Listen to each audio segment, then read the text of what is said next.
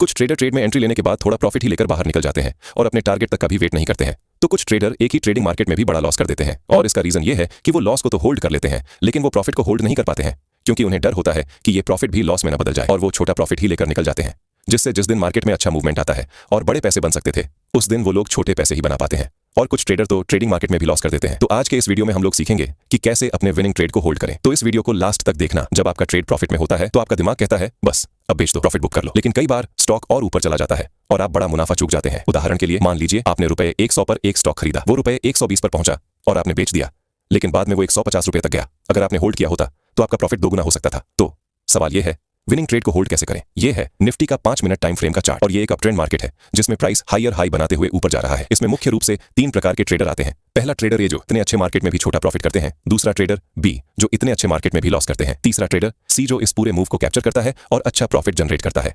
तो चलिए जानते हैं इन तीनों ट्रेडर की स्ट्रेटजी, जो आपके लिए जानना बहुत जरूरी है क्योंकि इससे आप अपनी गलतियों को सुधार सकते हैं और एक प्रॉफिटेबल ट्रेडर बन सकते हैं। तो सबसे पहले जानते हैं ट्रेडर ए की स्ट्रेटजी।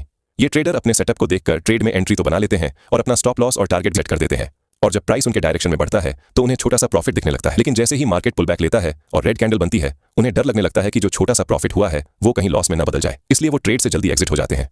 उन्हें होता तो है प्रॉफिट लेकिन छोटा, और जब लॉस होता है तो बड़ा हो जाता है, जिससे ऐसे ट्रेडर कभी प्रॉफिटेबल नहीं बन पाते हैं क्योंकि वो धीरे धीरे लॉस में ही जाते हैं। ये 4 बार छोटा छोटा प्रॉफिट कर लेते हैं लेकिन एक बार के लॉस में सारा पैसा गंवा देते हैं। उदाहरण के लिए मान लो ट्रेडर ए ने निफ्टी के कॉल को 100 रुपए में खरीदा और 110 रुपए पर ही बेच दिया, जबकि स्टॉप लॉस 80 रुपए पर सेट किया था, मतलब लॉस 20 रुपए, प्रॉफिट 10 रुपए। ये रिस्क रिवॉर्ड बहुत ही बेकार है। इससे उनका 2 बार का प्रॉफिट एक बार में ही चला जाएगा और ऐसा बार बार होने से उनका टाइम खराब होता है, कैपिटल खत्म हो जाता है और वो मार्केट से बाहर हो जाते हैं। अब इसके पीछे के कारण क्या है? पहला, ज्यादा लॉट साइज। कुछ ट्रेडर शुरुआत में ही ज्यादा लॉट से ट्रेड करने लगते हैं जिससे थोड़ा भी कैंडल का मूवमेंट बड़ा लॉस दिखा देता है। इससे उनकी मानसिकता खराब हो जाती है और वो ट्रेड को होल्ड नहीं कर पाते। दूसरा, सही ज्ञान का अभाव। कुछ ट्रेडर को ये पता ही नहीं होता कि मार्केट कहां तक जाएगा या कितना जाएगा। वो ट्रेड तो ले लेते हैं लेकिन उनके मन में डर बना रहता है कि कहीं मार्केट यहां से रिवर्स ना हो जाए, इसलिए वो थोड़ा सा ऊपर जाने पर ही एग्जिट हो जाते हैं। तीसरा, कैपिटल का सीमित होना। देखो, ट्रेडिंग में कैपिटल बहुत जरूरी है क्योंकि बिना कैपिटल के हम ट्रेड नहीं कर सकते और अगर तुमने किसी से उधार या लोन लेकर ट्रेडिंग शुरू की तो ये भी एक कारण हो सकता है डर का, इसलिए तुम थोड़ा सा प्रॉफिट लेकर ही बाहर निकल जाते हो। इसलिए ट्रेडिंग उसी पैसे से करो जो तुम्हारा खुद का हो, क्योंकि अगर तुम किसी से उधार लेकर ट्रेड करोगे तो तुम्हारे मन में हमेशा डर रहेगा कि कहीं ये ट्रेड लॉस ना हो जाए।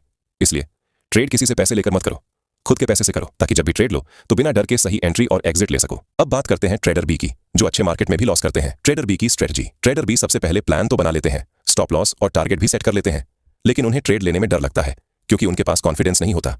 वो सही जगह पर ट्रेड नहीं ले पाते। जब कैंडल इनके डायरेक्शन में जाता है तब ये ट्रेड में एंट्री लेते हैं, लेकिन जैसा कि आप जानते हो प्राइस कभी भी सीधे ऊपर नहीं जाता। वो कुछ कैंडल के बाद एक छोटा पुल बैक लेता है, लेकिन ट्रेडर बी वहां एंट्री लेता है जहां पुल बैक आने वाला होता है। इससे उनका स्टॉप लॉस बार बार हिट होता है और उसे बड़ा लॉस हो जाता है क्योंकि वो कुछ कैंडल के बनने के बाद फोमो से एंट्री करता है। उसे ऐसा लगता है जब मैं ट्रेड लेता हूं तभी मार्केट उल्टा चला जाता है और जब नहीं लेता हूं तो मार्केट मेरे फेवर में जाता है, लेकिन ऐसा नहीं है। एक इंसान के ट्रेड लेने से मार्केट नहीं मुड़ता। मार्केट को मूव कराने के लिए बहुत सारा पैसा लगता है। जब भी प्राइस बढ़ता है वो छोटे छोटे करेक्शन करता हुआ ही बढ़ता है, लेकिन ट्रेडर भी हर बार कुछ कैंडल के बाद ट्रेड में एंट्री करता है और जैसे ही एक रेड कैंडल बनती है वो डर के मारे एग्जिट हो जाता है और नतीजा एक बड़ा लॉस, क्योंकि उसने कई बार एंट्री ली, हर बार छोटा छोटा स्टॉप लॉस हिट कराया। इसीलिए अगर आप एक प्रॉफिटेबल ट्रेडर बनना चाहते हो तो एक दिन में 10 से 20 ट्रेड लेने से बेहतर है कि सिर्फ 3 लॉजिकल ट्रेड लो और उसमें एक स्ट्रॉन्ग प्लान और सही स्टॉप लॉस सेट करो, जिससे ज्यादा चांस होगा कि आपका ट्रेड सही हो। चलो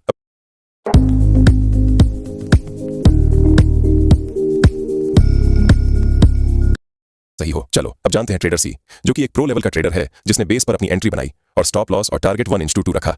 लेकिन जब उसका टारगेट पूरा होने वाला था तो उसने देखा कि प्राइस हायर हाई बनाता हुआ ऊपर जा रहा है, जिससे उसने टारगेट पूरा होने के बाद भी एग्जिट नहीं किया, क्योंकि चार्ट को देखने के बाद उसे समझ आ गया कि ये एक अप ट्रेंड है और उसने केवल अपने स्टॉप लॉस को ट्रेल किया, जिससे उसने पूरे ट्रेड में ए और बी की तुलना में बहुत अच्छा प्रॉफिट किया, क्योंकि ट्रेडर सी को चार्ट पैटर्न पता था, जिससे उसने ट्रेड को एग्जिट करने के बजाय ट्रेल करना शुरू किया और स्टॉप लॉस को धीरे धीरे ऊपर की तरफ शिफ्ट किया। जैसे जब मार्केट ऊपर जाए तो आप स्टॉप लॉस को रिसेंट स्विंग लो पर सेट करें और ऐसा आप तब तक करें जब तक एक बड़ा रेड कैंडल ना बने या ऐसा लगे कि मार्केट यहां से मुड़ सकता है। साथ में आप मूविंग एवरेज का भी इस्तेमाल कर सकते हैं, जिसमें आपका ट्रेड जब तक मूविंग एवरेज के ऊपर है आप ट्रेड में बने रहे और मूविंग एवरेज जब ब्रेक हो तो आप एग्जिट कर सकते हैं, जिससे अगर मार्केट रिवर्स भी हो जाता है फिर अभी ट्रेडर सी प्रॉफिट में ही रहता है और 100 पॉइंट का मूव देने के बाद भी ट्रेडर ए और ट्रेडर बी ने अच्छा प्रॉफिट नहीं बना पाया। वही ट्रेडर सी ने अपने स्ट्रेटेजी से पूरा मूव ट्रेल करते हुए कैप्चर किया और एक अच्छा प्रॉफिट बना लिया। तो चलो जानते हैं हमें क्या करना चाहिए जिससे हम लोग विनिंग ट्रेड को लंबे समय तक होल्ड कर सकते हैं।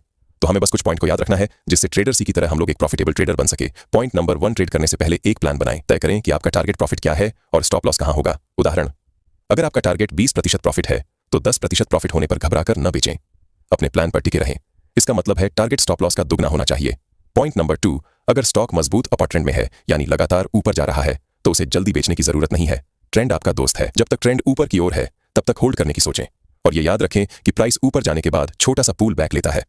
पॉइंट नंबर 3, अगर आपका ट्रेड प्रॉफिट में है तो डर की वजह से जल्दी ना बेचें, अपने इमोशंस को कंट्रोल करें और लॉजिक के आधार पर फैसला लें। Point number 4, trailing stop loss एक ऐसा टूल है जो आपके प्रॉफिट को प्रोटेक्ट करता है और साथ ही स्टॉक को और ऊपर जाने का मौका देता है। उदाहरण, अगर स्टॉक 100 रुपए से 120 रुपए जाता है तो स्टॉप लॉस को 115 रुपए पर सेट करें। अगर स्टॉक और ऊपर जाता है तो स्टॉप लॉस को भी ऊपर करते रहें। जल्दबाजी में बेचने से बड़ा मुनाफा छूट सकता है। पॉइंट नंबर 5, हर छोटे प्रॉफिट को बुक न करें। छोटे छोटे प्रॉफिट के चक्कर में बड़ा मुनाफा न गंवाएं। मार्केट की अफवाहों पर ध्यान न दें, सिर्फ अपने रिसर्च और प्लान पर भरोसा करें। ओवर कॉन्फिडेंस से बचें। अगर ट्रेड प्रॉफिट में है तो ये ना सोचें कि ये हमेशा ऊपर जाएगा। अपने स्टॉप लॉस को अपडेट करते रहें। तो दोस्तों, ये थे कुछ आसान टिप्स जो आपको अपने विनिंग ट्रेड को होल्ड करने में मदद करेंगे। याद रखें, ट्रेडिंग में धैर्य